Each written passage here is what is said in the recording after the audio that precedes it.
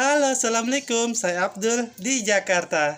Saudara-saudara sekalian, apa kabar? Semoga Anda sehat walafiat, diberikan segala kebaikan iman Islam, dan diluaskan rezeki untuk Anda dan keluarga tercinta. Tidak lupa salam saya untuk Anda semua.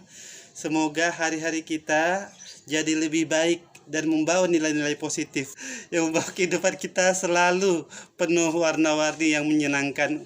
Kiranya saya ikhtiarkan saja deh. Semoga dengan cara ikhtiar saya yang kacau balau ini, yang tidak beraturan ini, yang tidak berkonsep ini, ada peminatnya.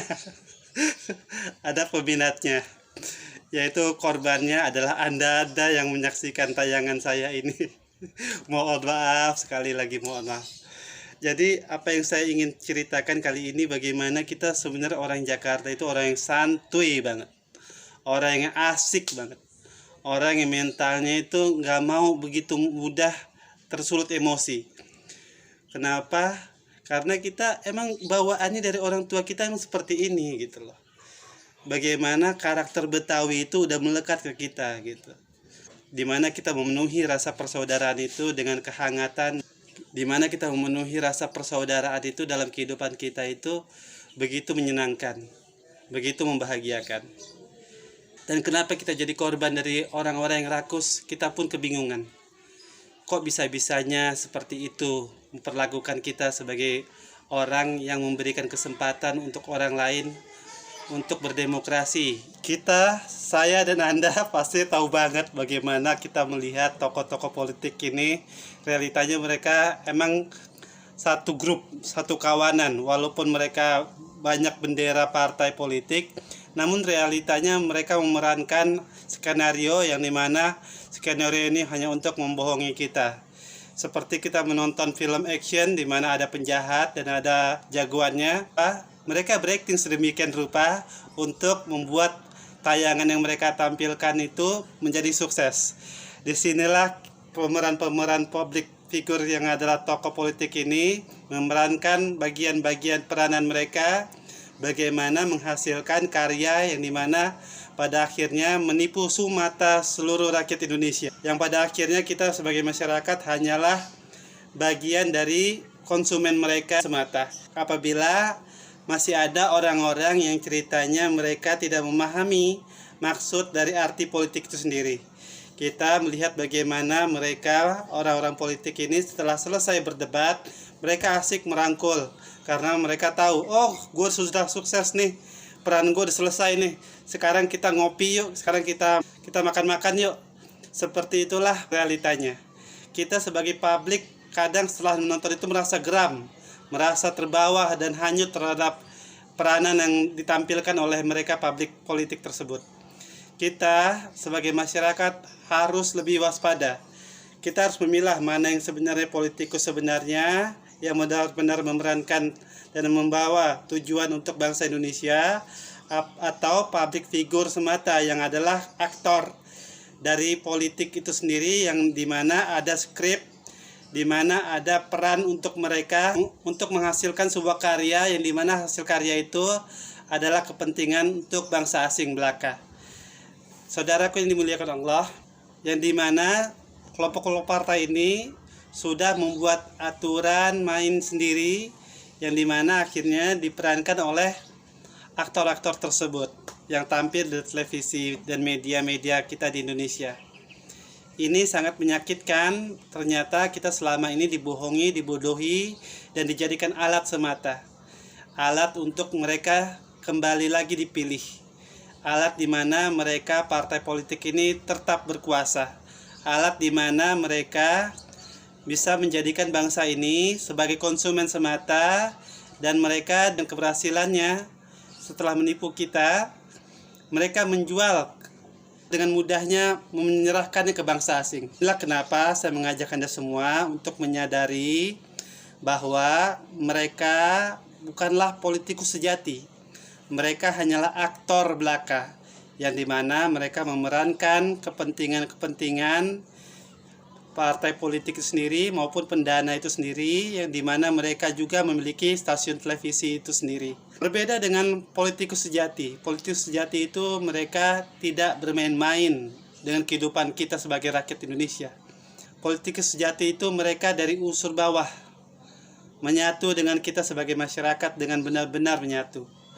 Tidak mencari pamrih, tidak mencari pamor, tidak mencari keuntungan dari kita. Tujuannya sangatlah sederhana, bagaimana hak kita diberikan dengan sebenar-benarnya. Kekayaan alam kita dikembalikan lagi kepada kita sebagai bangsa Indonesia, ke negara kita tercinta ini. Hidup kita, kemakmuran kita, itu yang ingin mereka raih. Itu yang ingin diraih oleh politikus sejati tersebut. Sayangnya hanya segelintir orang yang seperti itu di negeri ini. Kita lihat bagaimana pada akhirnya akibat dari media ini, kita salah menafsirkan seseorang. Kita pikir orang tersebut adalah orang yang benar-benar akan mendukung kita sebagai bangsa Indonesia.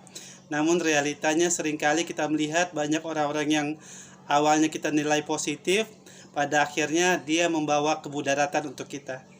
Karena apa? Karena mereka hanya aktor belaka, hanya penipu yang tampil dari media untuk mensiasati kita sebagai bangsa Indonesia terjerembab dalam kepentingan bangsa asing belaka. Ini sangat menyakitkan, ini sangat menjolimi diri kita sebagai bangsa Indonesia. Kita sebagai bangsa Indonesia di pemilu kemarin bagaimana kita memperjuangkan kebenaran, kita memperjuangkan suara kita.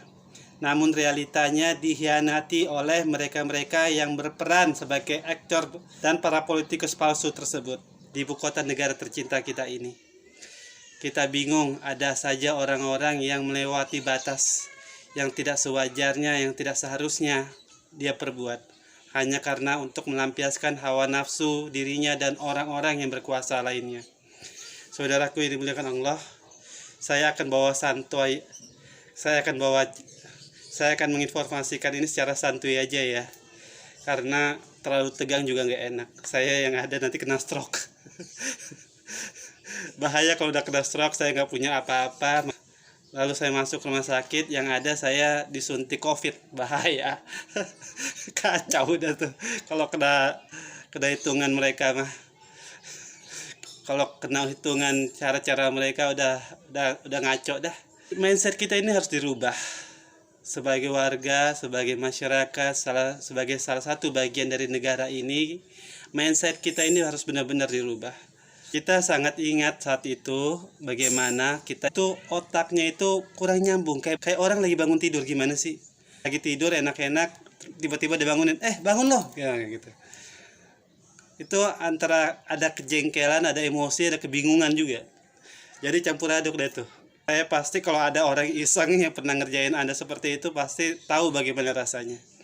Nah di sisi lain, ini ngebanguninnya bukan pakai teplak doang, ini pakai martil, tiger, dimana akhirnya menimbulkan luka, dan luka itu sangat menyakitkan sekali, dan sangat merugikan lagi, dan sangat mengancam nyawa kita.